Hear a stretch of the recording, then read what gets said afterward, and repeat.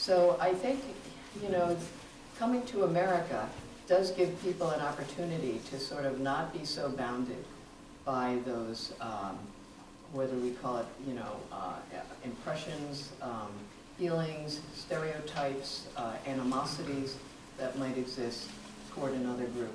And so, you know, we're talking about displaced people. They left something. So when you leave something, there's an opportunity to create something too, to create something new.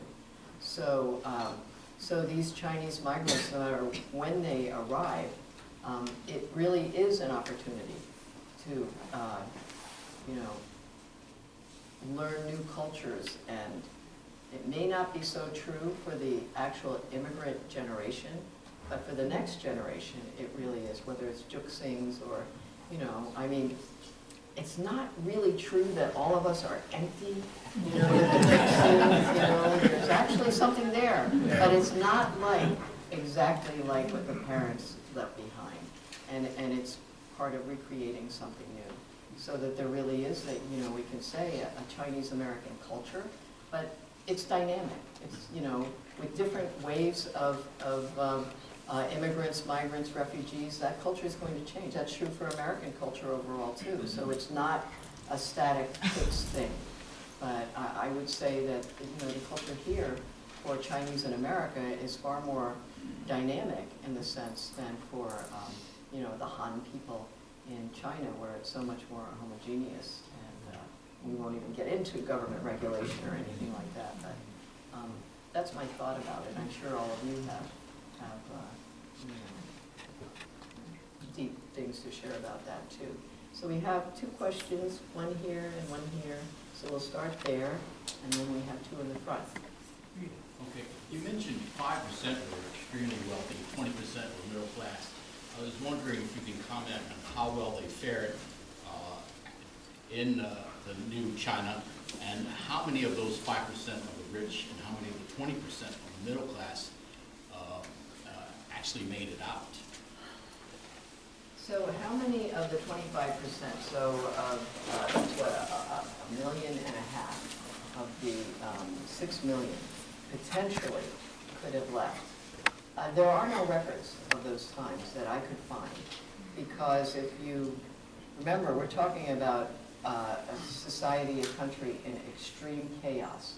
So you have a losing regime that is taking everything it can. What are the records there? There are records in the archives of everything that that could be taken was taken. Even records of toothpaste. This is by the Kuomintang as they headed out. You know, they had already taken the entire treasury of China. They had already taken the great national art treasures. And those are amazing stories of how that happened. But they also went through and said, let's take all the toothpaste. Let's take anything metal, screws, you know, tools, all those things. And so as they were fleeing, you know, in that May period, in May 1949, there were fires burning everywhere too, because they were burning records. What they couldn't take, they were burning.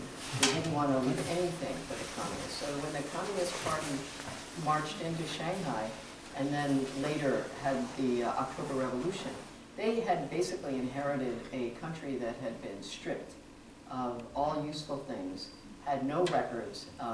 Many of the professional and technical class had fled. So who was going to run the hospitals, the schools, the factories? And so there aren't numbers that I can give you of how many actually fled. But so what I try to do, and I do go through that in this book, to try to extrapolate. You know, we know how many that 1949, the less than 1 million people living in Hong Kong, their population more than doubled. You know, more than 1 million refugees crossed the border. Were they all Shanghainese? No, of course not. But a high percentage was, and the people of Hong Kong actually said that they would call these refugees the Shanghainese. And so whether they came from Hunan or Beijing or whatever, they were the Shanghainese. And so there was enough of a percentage, you know, that they had that. And there were neighborhoods in Hong Kong, North Point and other ones, that were largely Shanghainese people. In fact, there's stories that people who went there didn't even have to learn a word of Cantonese because there were so many Shanghainese they could actually get by. Same is true for Taiwan. Up to about 2 million people ended up fleeing to Taiwan. Were they all Shanghainese? No. But a fair number of them were, and there were Shanghai sweet shops that would develop, restaurants, nightclubs, catering to the Shanghai people. And really, I focused on 3 locations where people went because it would have been too unmanageable to really focus on everything. And Southeast Asia, I mean, people went wherever they could, and that's the thing. Indonesia, Vietnam, the Philippines, Singapore, and so all through Southeast Asia, Borneo, wherever they could go, I found people. Brazil, Venezuela, so that's my, I guess, long way of saying that I don't know how many. But there were a lot. And we also know just from the children of the diaspora, there are so many people who actually trace their way through. So this is the first book in English about this exodus. I actually call it a forgotten exodus because there were so many people that when I started interviewing people in Hong Kong, one reaction I got, besides like, oh, who cares about Shanghai people, was, well, that's such a common thing. We know so many people who came here from Shanghai. What's the big deal? I mean, in a way, it was such a common story to people that they just never thought of it as a historic moment. And so things like that really kind of fed into my extrapolation. So that's the best we can do. And by the way, the PRC currently is not interested at all in this group. I don't know why, but my subtitle, I have to say, The Epic Story of the Chinese Who Fled Mao's Revolution. Had I known when we came up with that, it was just to describe. It wasn't to say Mao's revolution, good or bad. That's what they were fleeing from. Today, I should have anticipated, but knew that there was going to be so much tension and the prospect of even more. So my subtitle now has a little unpleasant ring to it in China. And I already know my book is not going to be distributed. They've let my publisher know. And there was a question back here. Go ahead. I'm wondering if your mother ever reconnected with any family members? So the answer is no, because she was 6, and what you'll read in the book is just what adventures or misadventures her journey took her on away from where her parents were. And even when I and my spouse, Ted, you introduced your lovely wife. I must introduce mine. Leah is back here. So everything I said, Leah was actually there too at that dinner when we were talking, and my mother shared, the beginning of her secrets. But another time, just a few years ago, before my mother passed away, she said, you, Leah and Helen, you have computers. My mother had no idea what a computer was or what a computer, but she knew computers. And she said, you have computers. Do you think you could find my mother and father?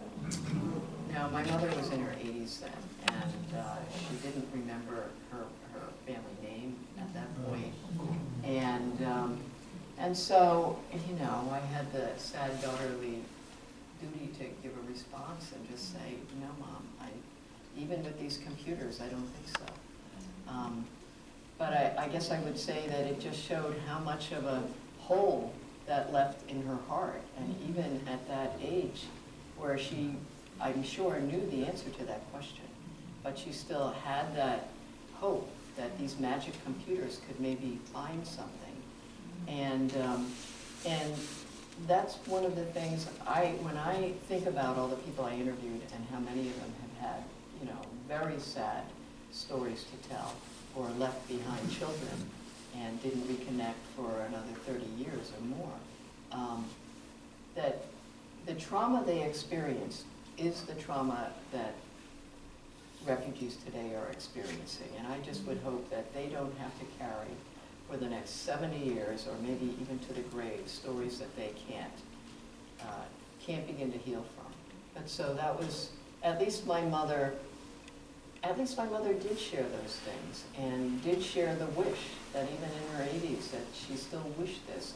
And I have to say it was a great gift that she gave to me and my siblings, that she got to a point where she could tell us about this. So, thank you. There's a question here, and then one up here. Go ahead. You briefly touched upon your relationship to China. Did you do, I'm assuming you did some research in Shanghai. Can you briefly talk about that as part of your process? Sure. So the question is about my research in Shanghai.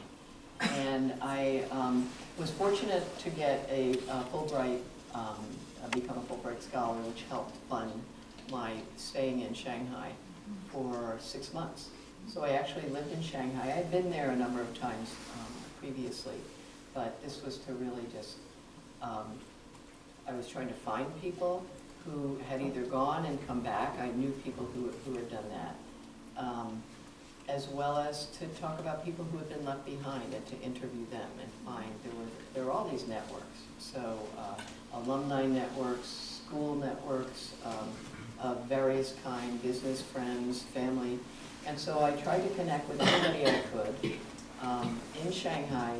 And by the way, as a Juxing, I am not fluent in Chinese. And my father said to my mother when I was a child, don't speak Chinese to the children. And that was because it was during the McCarthy period, and he thought that we would face discrimination if we were able to speak Chinese, which I regret every day that they thought that. But, you know, for our protection, that's what they said.